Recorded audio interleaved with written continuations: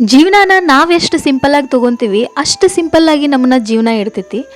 ನಾವು ಎಷ್ಟು ಕಾಂಪ್ಲಿಕೇಶನ್ ಮಾಡ್ಕೋತೀವಿ ಅಷ್ಟು ಕಾಂಪ್ಲಿಕೇಶನ್ ಲೈಫ ನಮ್ದು ಆಕ್ಕೈತಿ. ಅದಕ್ಕೊಂದು ಉದಾಹರಣೆ ನೋಡ್ರಿ, ನಮ್ಮ ಮಮ್ಮಿ ಭಾಳ ಸಿಂಪಲ್. ಇರೋದ್ರಾಗ ಏನು ಖುಷಿ ಪಡಬೇಕು, ಏನು ಮಾಡಬೇಕು ಅನ್ನೋದ್ರಾಗ ಇರ್ತಾರೆ. ಯಾವಾಗಲೂ ಭಾಳ ಕ್ರಿಯೇಟಿವ್ ಇದಾರ. ಈ ವಿಡಿಯೋದಾಗ ನಾನು ಅವ್ರು ಬೆಳೆಸಿರುವಂಥ ಗಿಡಗಳನ್ನ ತೋರಿಸ್ತಾ ಇದ್ದೀನಿ. ಅದು ಯಾವುದೇ ಗಿಡ ಇರಲಿ, ಹಿತ್ತಲ ಗಿಡ ಮದ್ದಲ್ಲ ಅನ್ನೋ ಅಂಥ ಗಾದೆ ಐತಿ. ಬಟ್ ನಮ್ಮ ಮಮ್ಮಿ ಎಲ್ಲ ಹಿತ್ತಲ್ದಾಗನ ಎಲ್ಲ ಆಯುರ್ವೇದಿಕ್ ಮೆಡಿಸಿನ್ಗಳನ್ನ ಎಲ್ಲ ಹಾಕಿದ್ದಾರೆ.